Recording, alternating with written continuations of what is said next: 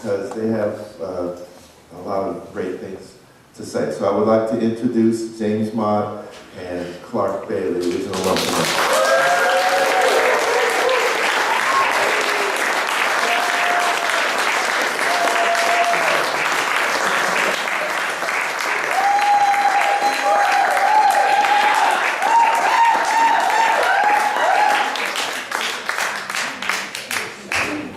First of all, this is a wonderful celebration, and I just want to take a quick minute with all my comrades. Please stand up. I want to give you a hand. I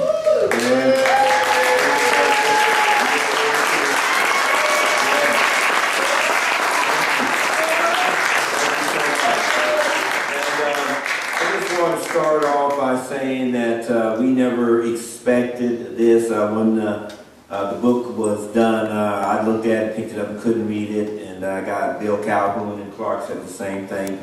Also, I want to let you know that, Clark here, he turned down a scholarship. He could have had a full scholarship to Stanford, a music scholarship. I turned down, I was running track and field and came into the locker room one day, and the coach told me the FBI just left and said, if you leave the Black Panther Party, we'll give you a full ride to any school in the nation, any school. And I said I couldn't do it. So we made a choice at that time.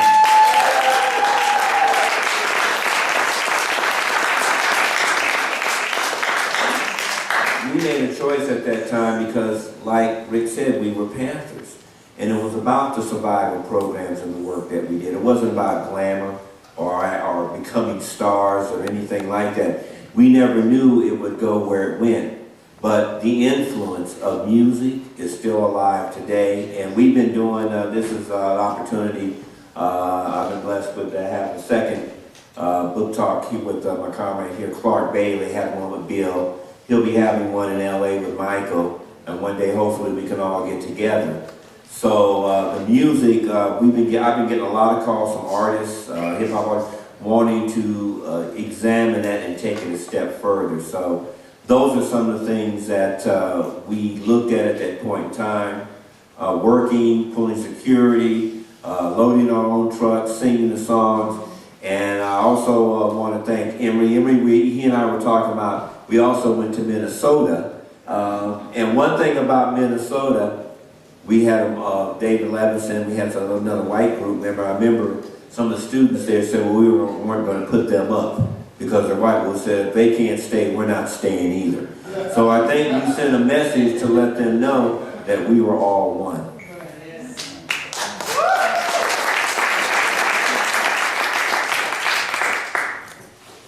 As James mentioned, the whole concept of our involvement with music came as the development of our ideology and the study that we have been gone through as party members.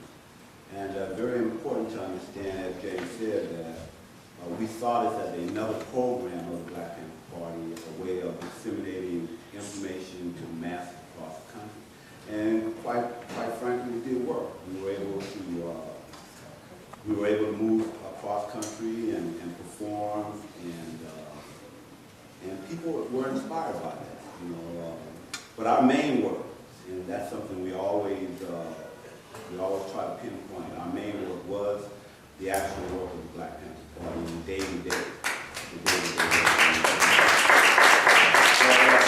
We were able to find time when we could to practice and perform. And because we all had music background, it wasn't very hard to put together the band and everything. But we did do those two performances. We wish we could find the master tape. That way we could probably do some work on with all the new technology they have now. But it's been very difficult to locate. Of course, we're all dinosaurs at this point. But this is a great forum, and I thought that Nikki did a very good job of putting together our stories. Individually, their stories doesn't really have much, but together it's a rather compelling book that discusses the organization itself, the history of the party, and the ideology behind disseminating information that we want to give out to people.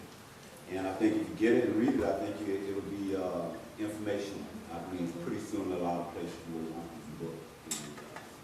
So I want to thank Ricky for his diligence over the last 12, 13 years. Yeah. When he first brought it to our attention, it was like, well, we'll see. And he was on it. He never wavered. And now we have a finished product that we can all say we're proud of. And also, I want to mention about the UEP Newton Lounge is alive and well at Marion College. There has been an unbelievable resurgence of interest in the work that we've done. And as elders of the community, like Bill Jennings said, it is our responsibility to pass on this information and knowledge to those who will listen. But we do know that our people are visual, that all people are visual, and they listen, they look, and they hear. And what they hear, it soon embodies them. So if some of the music today sounds like people are having seizures, and if you listen to them, there are no lyrics. They're going into outer space. That's where they want people's minds to be. But during that point in time, if you had a song that said, I don't want nobody to give me nothing, I'll open up the door, give it myself, or, for God's sake, give more power to the people. Marvin Gaye's music was influenced by the work. So we were just outdone and honored. And one thing you remember, it's 1973 during the Bobby Seale campaign, we had an opportunity to mingle with groups like the Stylistics, the Dells, the Persuasions.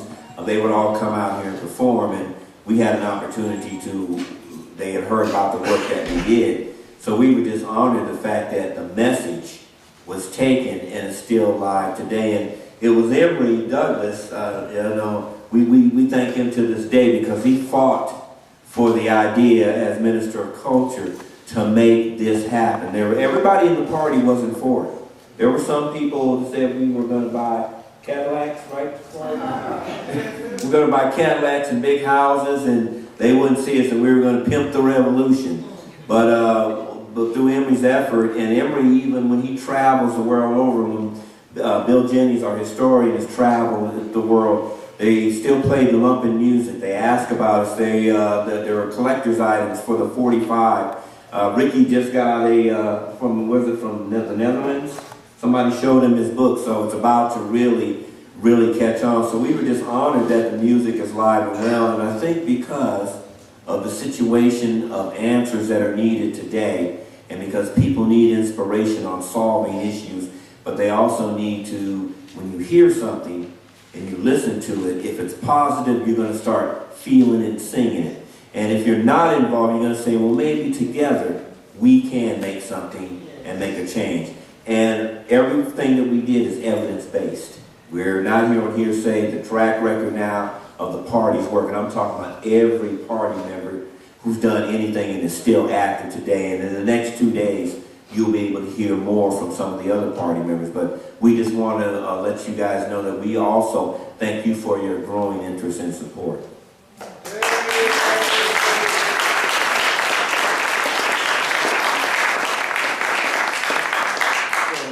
More so than anything, we enjoy taking your questions. So if you have any questions for us concerning what we have done in the past, we appreciate it.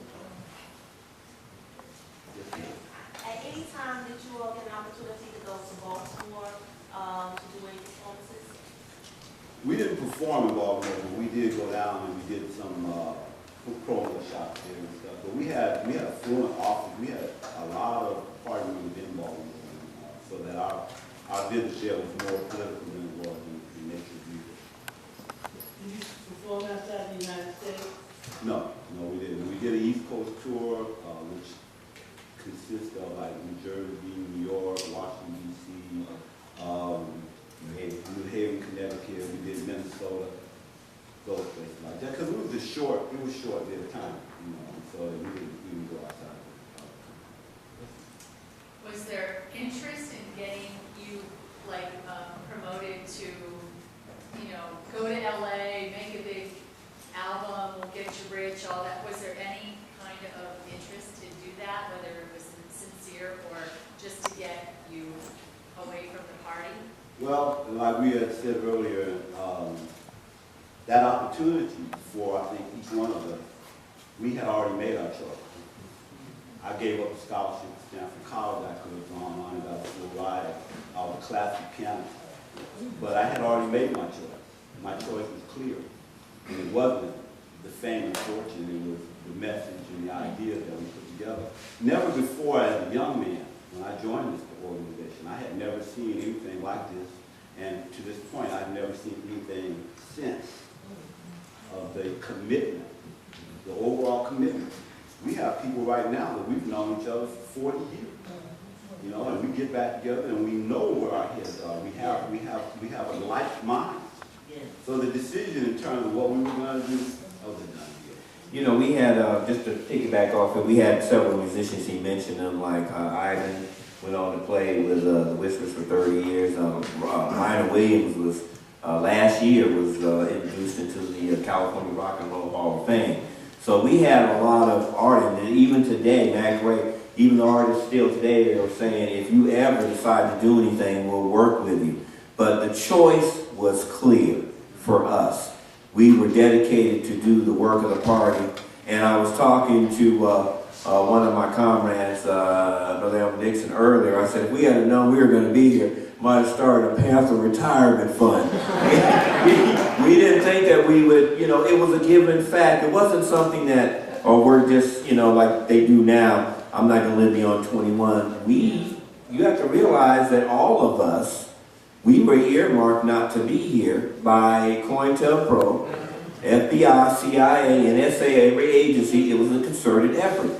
But, you know, we're here, and we're here, as Ricky says at the end of chapter 1, we never exploited it. We never talked about the party or any members in the party in that sense, but we are lucky to be here to tell this story today.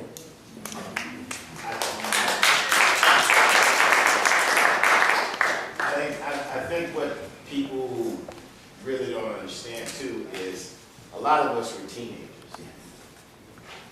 We had zero fear. Maybe it was because we didn't know how vicious this monster is, but we had no fear, and we were committed to something that was much greater than what we had even thought of. So, thank you. I appreciate it was fun listening to it. So I have some questions that you were teenagers, very young. I wonder what lessons you have for them. What's today? What do you say to them? And the second is, to what extent do you think you can still provide a relevant voice for these lessons you learned back in the days? You know, we, at the last book signing, we discussed that with a young lady who was a professor at UC Davis Berkeley in African American history. And what we talked about was, first, is to get away from the notion that our kids can't do any better. Okay, that's a big problem. Or they're wearing their pants too short. They must be no good. You know, they're this, or they're that, or they're this or that. First and foremost, they can learn. When I joined the Black Panther Party, I had never read one book in my life. Okay, and I was 17, 18 years old. So that means I went through the whole system and never read a book. So I could have been one of those people, one of those kids that are, you know, saying, what good is it? But the Black Panther Party, as an organization, based on our ideology, saw the good. You see what I'm saying? And they brought that out in me. And I believe that is what we need today. We have to see the good first. If we can't see the good, we're not going to be able to bring it out.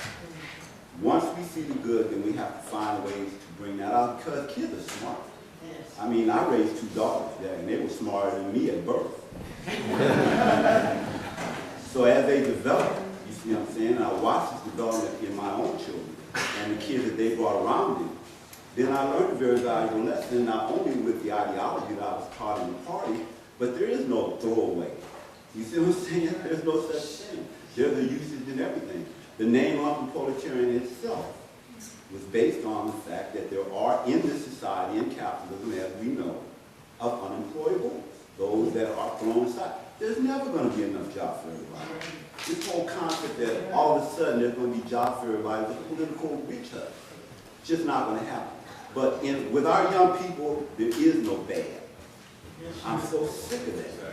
You know what I'm saying? That you want to take a segment of our kids, of our youth. Let's teach them. Let's not criticize them. Let's teach them.